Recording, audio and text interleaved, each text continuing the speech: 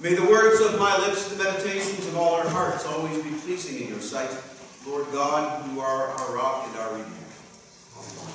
Please be seated.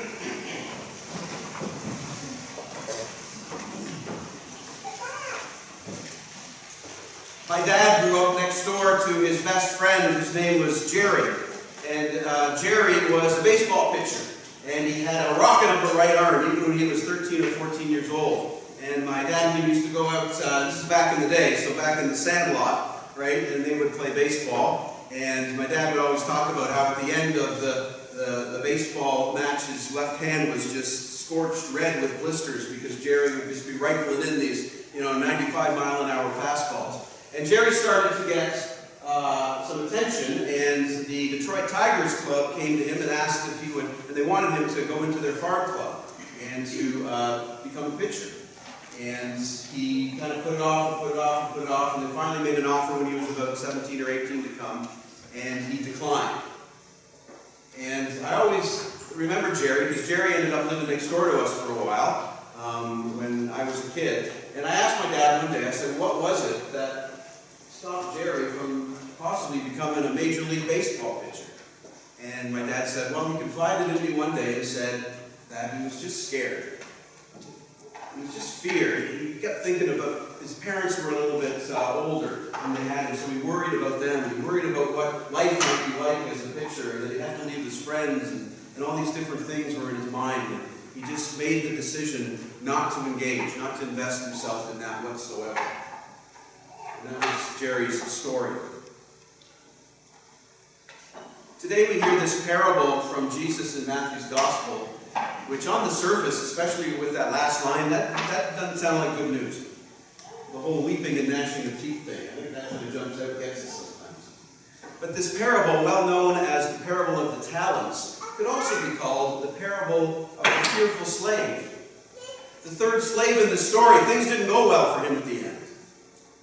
Despite the fact that his master had given him this generous gift. People hearing that out of Jesus' mouth for the first time back in the day would have kind of gawked a bit because they would have understood. A talent in that time was worth about 15 years' wages. That's a lot for a slave. So given 5 talents or 2 talents or even 1 talent is an incredibly generous gift from the master. Not a negotiated settlement, not a bartered settlement, just a gift in abundance. The first 2 take this abundant gift and they go out and they start trading. They just go at it. And the end result is, of course, that they're able to double what they had. The third slave buries his gift in a hole in the dirt. But then again, to us, that might make sense because we all know trading is risky, isn't it? We go to the stock exchange and trade.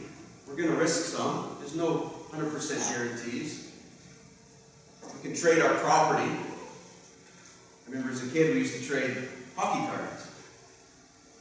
This is the 70s, so I had a Ken Dryden, and a friend of mine had a Brian Fisher. Who remembers Brian Fisher? Nobody. Ken Dryden. We traded. One card actually ended up to be a little bit more valuable than the other. So it was a risk. One risk we take is that when we trade with each other, we trade ourselves, our stories, our fears, our hopes for the future, our ideas. We trade who we are, and that can be risky. The third slave feared. He feared risking what he had. He feared trading. But what we know in Jesus' parable is that that fear came from one place. It was the fear he had from the relationship he had with his master. I knew, Master, you're harsh. You're punitive. You're more concerned about success and outcomes. I know that about you. And so I was afraid. So often as he does, Jesus gives us this parable so that we can see ourselves in a different light. That's what Jesus' parables always did to people. It made them look in a new direction. See things that perhaps they weren't looking at in the moment. Forced them to look in a new direction. Today's parable really is about us seeing our relationship with God. Because oftentimes, the God that we face is the God that we're imagining. It's like the story of the border guard in the desert, and a woman drove up in a scooter, and she had bags over her shoulder. And he said, well, you can't cross the border with all those bags, you got to dump them out. So she dumped them out, and it was just nothing but sand. And so we let her go. And the next day she came back on her scooter, and she had bags again, and he said, you can't take those over the border. And she dumped them out again, it was all sand. And this kept going on day after day, week after week. And finally, the border guard said, I gotta go, come on, lady, what are you doing with all these bags of sand? What are you trying to smuggle over? And she looked at him and she said, scooters.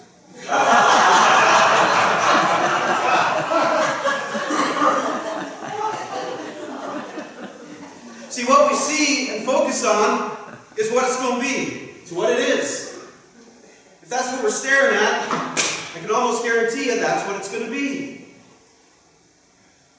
What we focus on, our relationship with God, is exactly how we will imagine our life with God.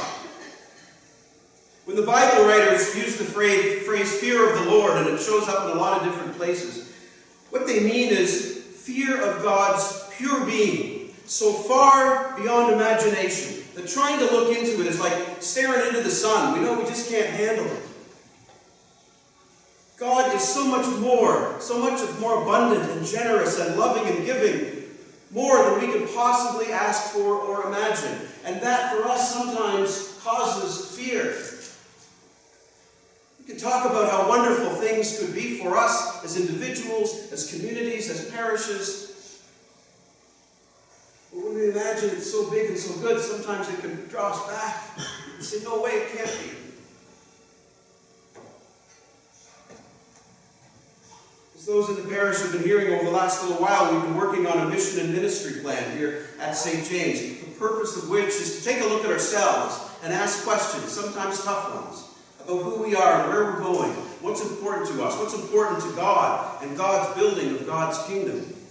That mission and ministry plan, which is going to come out today, and which we're going to take a look at next week at a special vestry, is going to have risk, and it's going to cause some fear.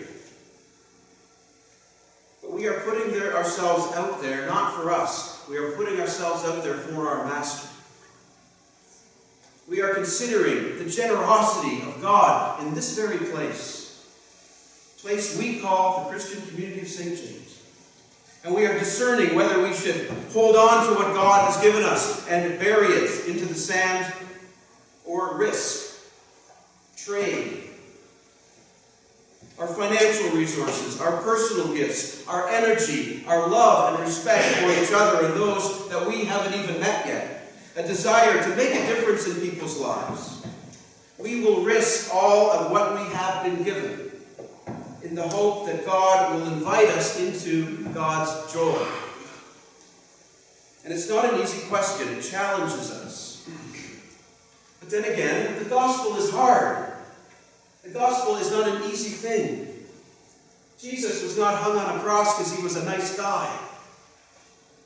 He was hung on a cross because he challenged the conventional wisdom of the day. He spoke truth to power. He pointed at others who were ostracized and set outside and said, they are worthy, they are important, they are children of God, and they need to be seen and loved and taken care of.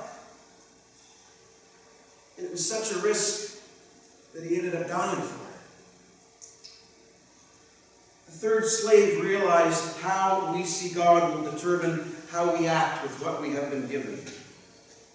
Let us see God as generous, supportive, abundant in patience, present in our struggles, wherever they may be, joyous in our willingness to risk and be faithful with what we have been given, and we have been given a lot.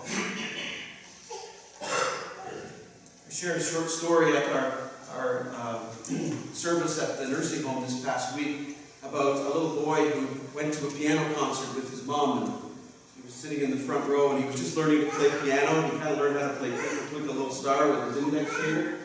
And as he was sitting there, he noticed there was a the curtain was down on the stage and there were some stairs, so he snuck over and he went behind the curtain and he saw this beautiful big grand piano.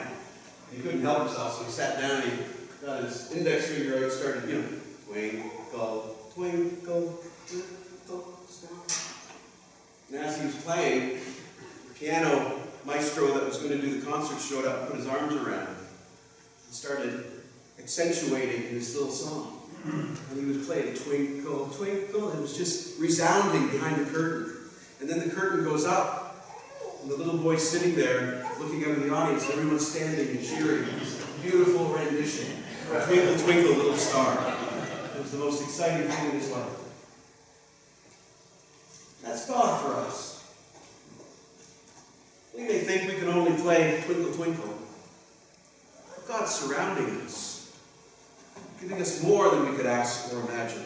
God takes what we have to offer and creates a symphony that will arouse our lives and the lives of those outside of this very place. We will stand and wonder as we watch God work.